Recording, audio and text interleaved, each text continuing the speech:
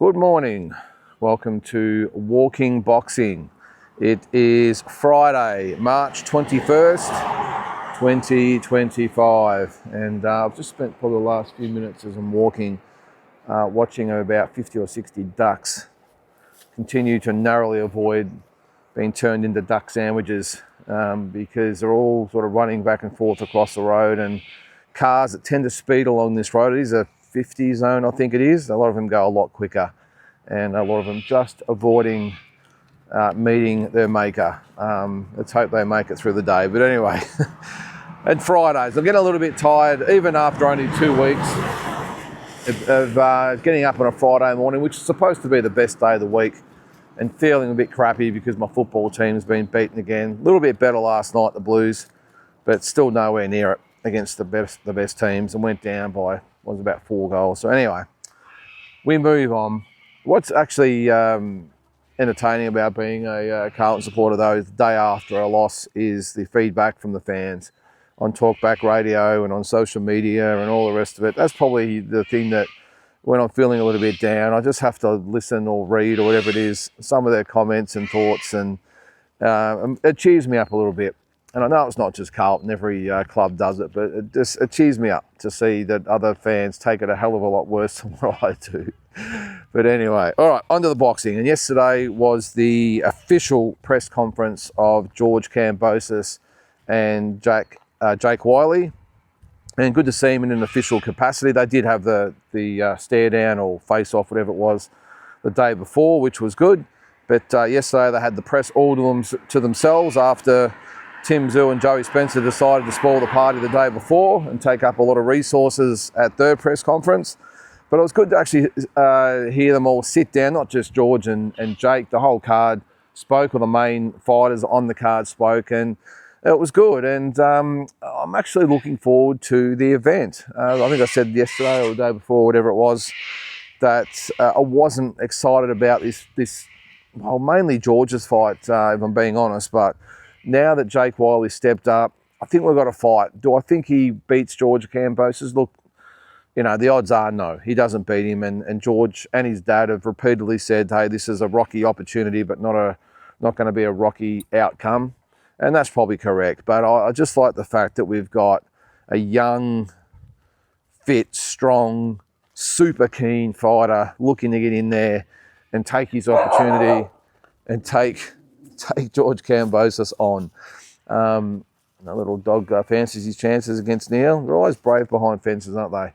Anyway, but looking at the face-off by itself, I was surprised at how big Jake Whyllie compares to George Kambosos. Now, I know George has just come up from lightweight to 140, but Jake Whyllie, he looked like a 154 pounder in there, didn't he? He's a couple of inches taller than George.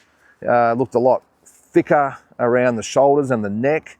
He's going to be a handful for George. Now, you would expect that George's boxing ability and experience will be a little too much for Jake, but for everyone out there that's wondering who the hell is Jake Whyllie, just be prepared for a good performance. Now, I know that's obviously a touchy subject as well, or a bold statement, considering that a lot of people were saying the same thing about Brock Jarvis last week or whenever it was, and look how that turned out. I don't think we're going to get a repeat of that. We might see George outbox Jake, but I don't think we're going to see him totally dominate Jake Whyllie like Brock Jarvis did. Keith Thurman did to Brock Jarvis. So just with the rest of the undercard, so they had just the main ones. I like Terramona. I like how he speaks. He's such a big, strong, powerful guy, such a jovial fella, and always thanks everyone, and he's just and very courteous to his opponent. I really like his attitude, and look, I think he realises and just takes in that it's just a sport. I know a lot of people say, no, it's not just a sport, it's everything, but I think if you take it too seriously sometimes, and your whole being, it sort of depends on it, yeah, I think sometimes you can sort of get a little bit caught up in it, and it might affect your performance. I like Terramona. I mean, every fighter's different, by the way. Some fighters need to be mean and angry and spiteful towards their opponent to get themselves up. Terramona just believes in himself, believes in his opponent. And let's face it, the guy is fighting. Not that I've seen anything of him, but the odds are Terramona's going to be able to handle him easy. So you're not going to get overly stressed and worked up in a fight that you know you're probably going to knock the guy out in, you know, in 2 or 3 rounds. So, but I like him. I like Terramona. I think he's got a big future and some big fights down the track involving Terramona. And the fact that he's with Matchroom, they'll give him the opportunities. They've got a lot of heavyweights in the stable, or access to a lot of heavyweights. And I think within sort of 12 to 18 months, you'll see Terramona Jr. In some big heavyweight fights. And maybe could we potentially see him in a blockbuster against Justice Huni? We'll see. We'll see. With the girls, Nina Hughes and Shanika Johnson, not really a hell of a lot said there, was there? I mean, Nina Hughes, she, you know, she thanked obviously the Australian public for their support. In her words, anyway, saying a lot of Aussies getting behind her and thought she was ripped off in the first fight. And I mean, these are the sort of comments you make to maybe try and get a rise out of your opponent, that their hometown is actually against them, as in Shanika Johnson. But yeah, look, she said what she had to say. Both girls courteous towards each other. Shanika Johnson, again, just thankful for the opportunity. Thought she won the first fight, as did Nina Hughes, obviously, as well. And if you don't remember that fight, I'm sure if you're a boxing fan, you can't forget it. And that Nina Hughes was actually announced as the winner, and Lieutenant Dan Hennessy, the ring announcer, brought them back about 30 seconds later, and just without even mentioning what happened, just re-announced the scores. It was quite bizarre. So Shanika Johnson, the fight was overturned, and Nix Johnson was proclaimed the winner. So she retains the belt, and now and quite rightly so, the WBA have reinstated Nina Hughes as the #1 challenger, and she'll get to challenge Shanika Johnson on Saturday night in what I think will be a very, very good fight. And as I said, not really a lot said between the girls, just the usual things. Just enough for the reporters to get a bit of content. As for Sky Nicholson and Tiara Brown, that was a different proposition. I really like this fight as far as everything that's concerned with it. I think that Tiara Brown really brings that American sort of swagger, the attitude, the arrogance, if you want to call it that. I think, she means business. And as for Sky, I mean, she's been sort of super casual with the whole thing. Hasn't really got involved too much. I think she just backs herself and that her skills will get the job done. Sky's the type of fighter who, she's got some quirky little remarks and everything, but it's not really her thing, and I don't mind that about her. Don't worry about all this trash talk stuff. I'm not sure whether Tiara Brown needs to do it, or she thinks she needs to do it to get under Sky Nicholson's skin, but I think Sky's been around long enough. She's had enough fights. She's had a lot of amateur fights. She's had a dozen pro fights. She's been around a long time. Very, very seasoned is Sky. So none of that will get under her skin, but I was again surprised by the size difference. Tiara Brown looked a lot thicker than and more solid than Sky Nicholson, but I don't think it'll count much on the night. I will do previews of all these fights tomorrow, by the way. But they went back and forth. I think Sky was more so, just keep talking. We'll see whether you can back it up on the night. Tiara Brown just continuing to sort of goad Sky and wanting some sort of pushback, even with the face-offs. I think she was really looking for Sky to engage for maybe a little bit of push and shove and a bit argy-bargy, whatever it was. But I was impressed that Sky just stood her ground. Even when Tiara Brown actually took a step forward and got in her face, Sky did not flinch, did not take a step back, and just held her ground and just smiled and let Tiara Brown have her say. And said, look, we'll just see you on Saturday night. And I like Eddie Hearn, who asked the question to Tiara Brown.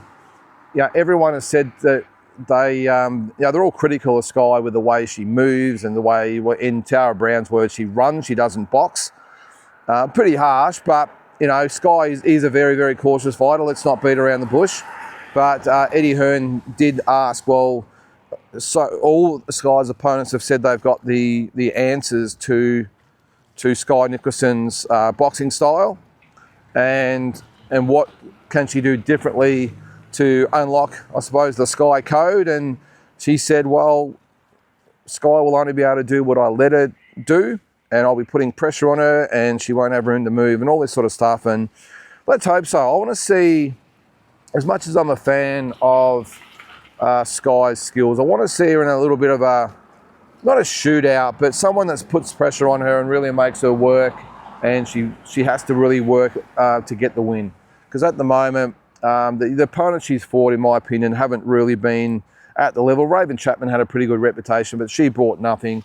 I think Tara Brown's going to be the test for Sky Nicholson. I think she's going to be the one that's really going to show that Sky is a champion, and a good champion, and maybe even set up a potential fight with the likes of maybe Amanda Serrano, although that fight does look unlikely, doesn't it? But even, who's the other one? Ali Scottney is the one they're really looking to line her up with. And Ali Scottney was the one that actually took Shanika Johnson's IBF belt a couple of years ago. So that would be a really good fight. So I'm really thinking that Sky Nicholson puts on a good performance in this one. Again, I'll do a full review tomorrow, but that's one of the fights on the card that I'm looking forward to. And just on that fight with Sky and Tara Brown, that was sort of brought up at the press conference yesterday, and they sort of tiptoed around it a little bit, where it must have been a reporter asked, Sky, do you think that you should now be the main event now that Duard Jordan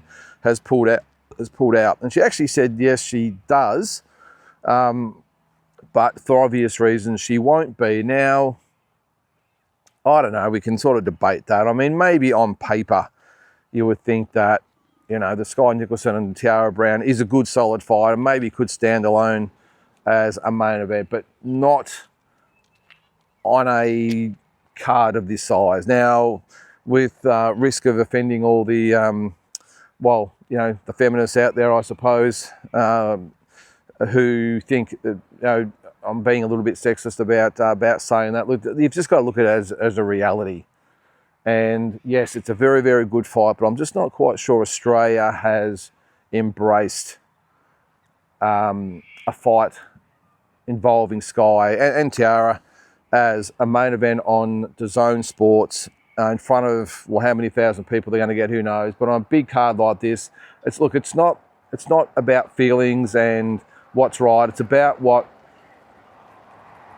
the boxing public are willing to accept and pay for. And again, without sort of beating around the bush too much, the fact of the matter is, if the Sky Nicholson Tara Brown fight was elevated to main event, I hate to say it, but the interest in the whole card would just diminish, in my opinion.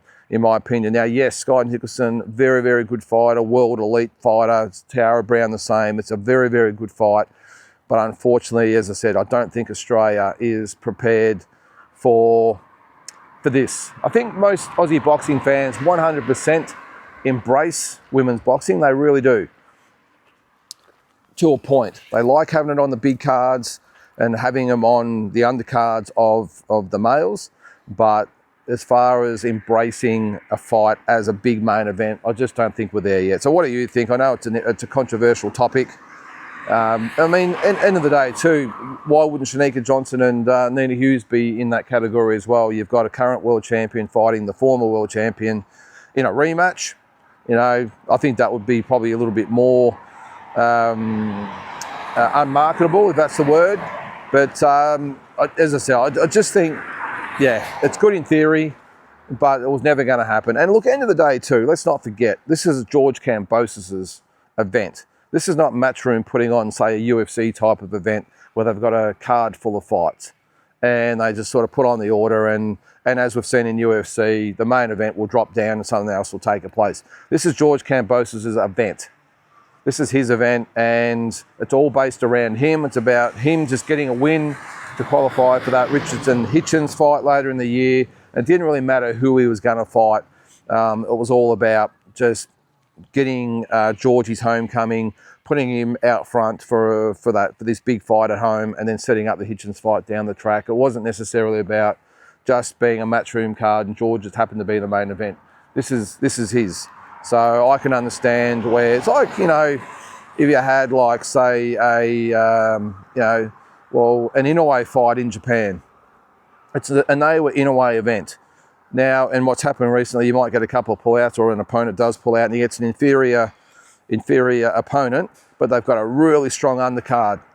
Well, by rights, one of those fights is probably a better fight, but it should be elevated? No. It's about nail it in a way. And this is the same situation I find here. So again, good in theory to maybe put it up. And as, of course, an Australian sports reporter is always going to bring it up because they love all the political sort of stuff to bring up and try and get a response out of the promoters and make a headline with all these little stories they create and questions they ask. So they would have been looking for some sort of response. They get a headline, and thankfully they didn't. Thankfully they didn't get it. But anyway, nothing to do with Sky Nicholson as a fighter or Tiara Brown, but the right decision's been made. And as I said, this is George's event, not Sky. So anyway, we'll move on. Speaking of that main event, George Kambosos and Jake Whyllie, I thought both spoke very, very well. I was interested to see what Jake Whyllie would say and how he would perform in front of the microphones in such an official capacity. And I thought he spoke really well, really clear, really concise. Didn't say anything that he shouldn't have been saying. He didn't sort of get involved. There's a little bit of back and forth there, but I don't think he really engaged too much, and I thought he was respectful. George the same. He did get a little bit spicy a couple of times. I think when Jake might have went to interrupted him about something, and he said, "Hey, it's my turn, be quiet," sort of thing. Almost like, "Hey, mate, hey, you're forgetting I'm the star here. Just relax, sit down, shut up, and let me talk. All right, I'm the headliner." But it was good. But yeah, as I said, I thought Jake really said what he needed to say. I think he complimented George, but also said that he was going to get the job done. He had belief in his power, belief in his skills. Didn't care that he only had 16 fights against, what did George describe them as? Plums, I think he described them as. Only George could come up with that one. But and I thought George, again, respectful of Jake as well, and just said, look, this is the Kambosos show. I like how he speaks in the third party or third person as well, just like Michael Zarafa does. He said, you're going to get the best performance from Kambosos. And I think he's just seeing it as it is, or saying it as it is. Jim Kambosos was the same. I thought that's very unlike Jim to not sort of say anything controversial and headline grabbing as well. But I thought it was just a really good press conference where both parties said what they needed to say, and we just get on with the job on Saturday night. And I've said a couple of times, I think it's got more appeal now to the Aussie boxing public than it would have with Duard Jordan. I think I said again yesterday, even in the 24 hours, whatever, or 48 hours, whatever it had been, that all of a sudden there was more social media traffic about it. I think even mainstream media have sort of covered a little bit more. So the right decision was made to pull Jordan and insert Whyllie, and I think we're going to get a good fight on Saturday night. Now, again, I'll do the previews tomorrow. We'll go over the whole card. I'm not quite sure of a couple of other fights on the card. Iman, what's his name? Iman Kadaev, mate, he's another one. Was he at the press conference? I'm not sure whether he was.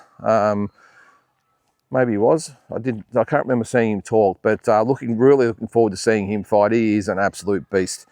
And I think I've said here, I met him at the Opataya and Niaga fight. Really, really nice guy, but I would not be wanting to be in the opposite corner. He's something else. Anyway, so big night of boxing on Saturday night. Now, another thing, quick one. I read an interesting article yesterday, and it sort of got me thinking. I'm always looking at different discussion points, and it was a really good article about some of the best come from behind knockout victories we've seen over the years. So the last round victories of fighters that are behind on points, and there's a few sort of famous ones that I'll get to, but there was probably 3 or 4 that I remember. The most probably recent one, there was a couple. Was it Raymond Ford and Oshaki Foster in the last couple of years? Both had come from behind. But if you're going to break it down to the 3 or 4 main ones, I've got here Carl Froch when he stopped Jermaine Taylor back in 2009. Strikes me as, because there's about 10 they listed, and they sort of said, which ones do you think? For me, Carl Froch, Jermaine Taylor. 2009, at the time of stoppage, 106, 102 times 2 for Taylor, and Froch was up on the other card. But that was an unbelievable knockout.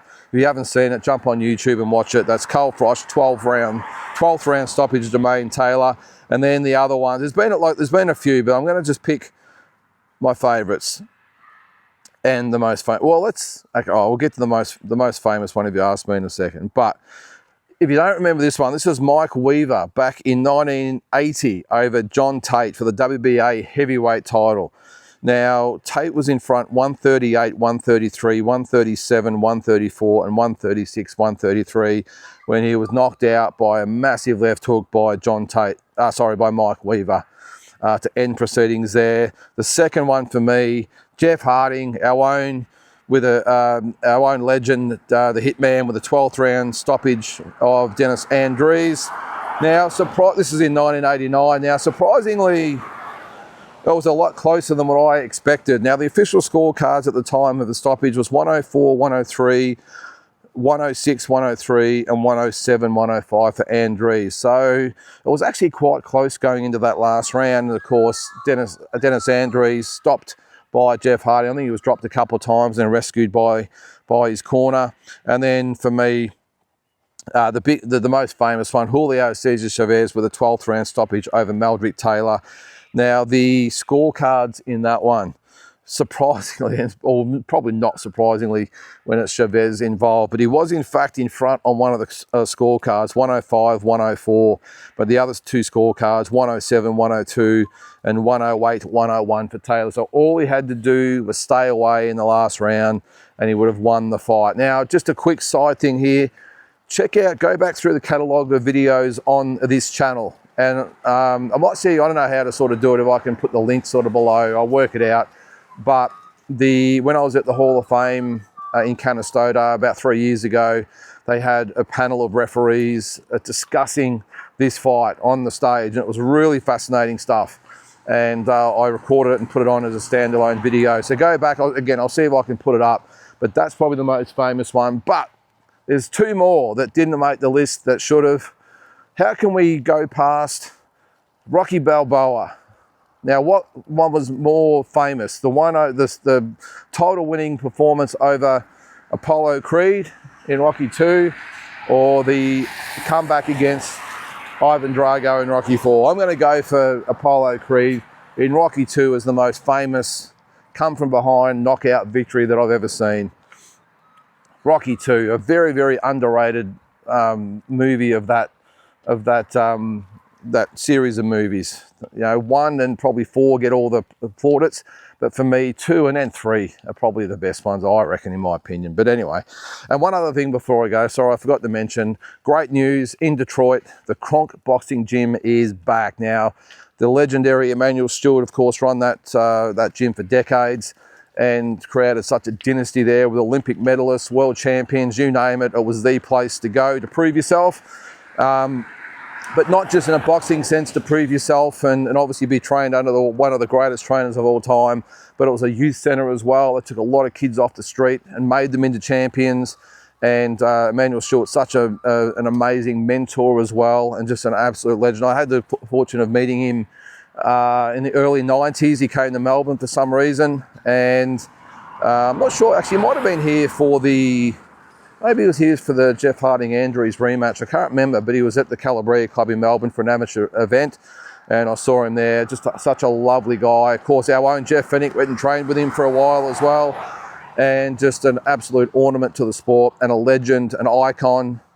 And yeah, he of course has been missed to the boxing world for quite some time, but they have reopened the gym with the blessing of Emanuel Stewart's family.